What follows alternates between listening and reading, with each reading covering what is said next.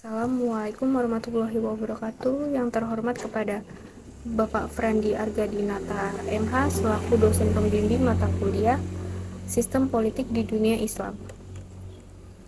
Serta teman-teman semua, sebelumnya terima kasih kepada Bapak dosen pembimbing yang telah memberikan kesempatan kepada saya untuk menjadi moderator pada pertemuan kali ini. Perkenalkan, nama saya Intan Kurnia dengan NIM 12610301009 dan teman-teman saya yang akan memaparkan materi.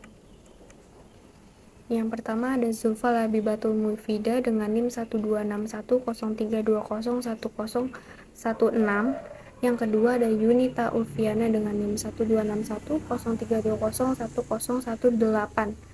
Yang ketiga ada Zalza Meira Cahyani dengan NIM 1261032011028. Dan yang keempat ada Rizky Eka Saputra dengan NIM 1261032011032. Pertama adalah pengertian politik. Istilah politik diambil dari kata bahasa Inggris yaitu politik yang harfiahnya bermakna acting or judging wisely, prudent, well judged, prudent, atau sikap bijaksana atau kehati-hatian dalam bersikap dan melakukan kebijaksanaan atau tindakan bijak. Kata tersebut juga bermakna the art of government atau tata pemerintahan atau seninya pemerintahan. Dalam Kamus Besar Bahasa Indonesia, politik diartikan dengan pengetahuan yang berkenaan dengan ketatanegaraan atau kenegaraan. Dalam pengertian modern, kata politik bisa diartikan dengan segala hal yang terkait dengan pelaksanaan kekuasaan di lingkup masyarakat atau negara. Turunan dari kata politik seperti politikus atau politisi diartikan sebagai orang yang ahli di bidang politik maupun ahli ketatanegaraan atau orang yang berkiprah di bidang politik. Kata politis berarti bersifat politik atau bersangkutan dengan politik, dan politisasi berarti membuat suatu keadaan, perbuatan, gagasan, dan sebagainya yang sifatnya politis.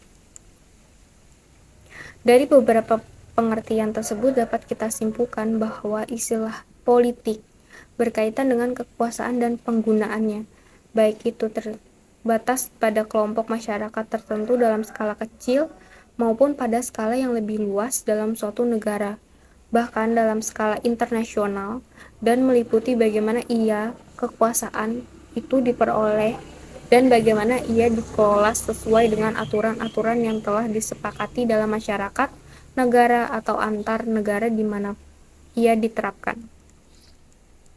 Singkatnya, politik merupakan ketatanegaraan. Kalau boleh diartikan demikian, maka ada dua hal pokok pada kesimpulan di atas tentang makna dari kata atau istilah politik. Pertama, berupa kekuasaan, dan yang kedua adalah cara, teknik, atau siasat dalam memperoleh atau menerapkan kekuasaan tersebut. Politik dalam sebuah sistem pemerintahan. Sistem pemerintahan diartikan sebagai suatu tatanan utuh yang terdiri dari berbagai komponen pemerintahan yang bekerja saling ketergantungan dan mempengaruhi guna mencapai tujuan dan fungsi pemerintahan. Komponen-komponen dalam sistem pemerintahan tersebut secara garis besar meliputi lembaga eksekutif, legislatif, dan yudikatif. Sistem pemerintahan negara menggambarkan adanya lembaga-lembaga negara, hubungan antara lembaga negara dan pekerjaannya lembaga negara dalam mencapai tujuan pemerintahan negara yang bersangkutan. Tujuan pemerintahan negara Indonesia itu sendiri adalah meliputi segenap bangsa Indonesia dan untuk mewujudkan kesejahteraan umum, mencerdaskan kehidupan bangsa, serta ikut melaksanakan ketertiban dunia yang berdasarkan kemerdekaan, perdamaian abadi, dan keadilan sosial.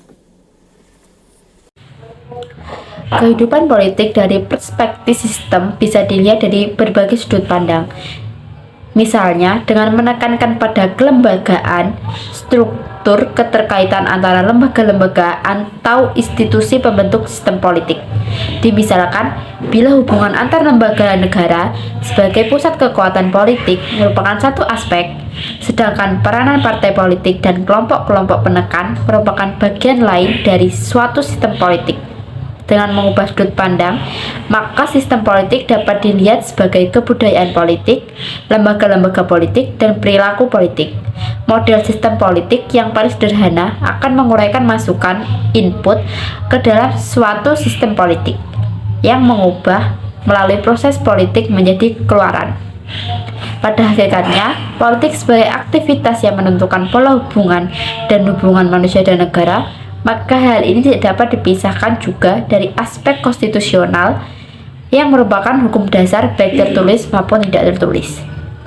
Dengan demikian, konstitusi merupakan hukum dasar yang menjadi norma sekaligus sebagai sumber hukum serta berfungsi sebagai dasar struktur bagi sistem politik dan dasar keabsahan kekuasaan yang dimiliki lembaga-lembaga sehingga mereka dapat menyelenggarakan fungsi yang dimilikinya masing-masing.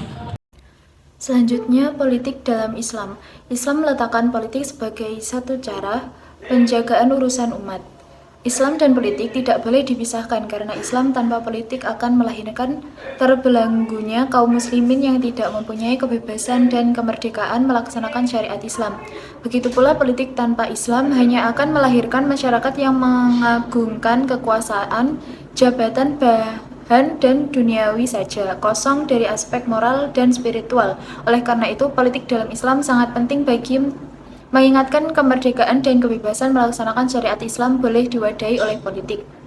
Islam dan politik adalah dua hal yang berkaitan. Oleh karena itu, Islam tidak bisa dilepaskan dari aturan yang mengatur urusan masyarakat dan negara. Sebab Islam bukanlah agama yang mengatur ibadah secara individu saja, namun Islam juga mengajarkan bagaimana bentuk kepedulian kaum muslimin dengan segala urusan umat yang menyangkut kepentingan dan kemaslahatan mereka, mengetahui apa yang diperlakukan penguasa terhadap rakyat, serta menjadi pencegah adanya kezaliman oleh penguasa. Selanjutnya, politik digunakan untuk pemimpin sebagai upaya menangani masalah rakyat dengan seperangkat undang-undang untuk mewujudkan kemaslahatan dan mencegah hal-hal yang merugikan bagi kepentingan manusia dalam menyampaikan dakwahnya. Dan juga, politik Islam ialah aktivitas politis sebagian umat Islam yang menjadikan Islam sebagai acuan nilai dan basis solidaritas berkelompok yang ada agar terwujudnya kegiatan dakwah. Semasa kepemimpinan Nabi Muhammad SAW, beliau telah mendirikan tatanan sosial politik di Islam di Madinah. Namun, setelah lebih dari 3 abad setelahnya, para pemikir hukum baru mulai merumuskan teori politik mereka secara sistematis.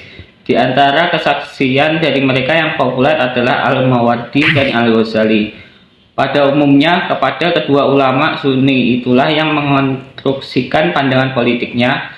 Menurut Al-Mawardi, konsep politik dalam Islam didasarkan akan adanya kewajiban mendirikan lembaga kekuasaan, karena ia dibangun sebagai pengganti kenabian untuk melindungi agama dan mengatur dunia. Dan juga Al-Mawardi menulis ada 5 unsur pokok dalam suatu negara, yaitu agama sebagai landasan negara dan persatuan rakyat, wilayah, penduduk, pemerintah yang wibawa, keadilan, dan keamanan. Di dalam kehidupan, manusia memerlukan bentuk pemerintahan yang perlunya hidup bernegara karena suatu keharusan guna melaksanakan amar ma'ruf nahi munkar. Hal tersebut hanya bisa dilaksanakan dengan wujudnya pemerintahan. Tanpa pemerintahan atau pemusatan kekuasaan, mustahil perkara ini dapat dilaksanakan. Pemerintah diperlukan untuk melakukan kerjasama, tolong-menolong, dan pergaulan di antara masyarakat ke tahap yang lebih sempurna. Juga perlu digunakan sebagai alat penegakan keadilan dan menentang kezaliman. Demikian presentasi dari kami. Untuk selanjutnya adalah sesi tanya jawab akan dilaksanakan di WhatsApp group. Sekian, ada kurang lebihnya mohon maaf. Wassalamualaikum warahmatullahi wabarakatuh.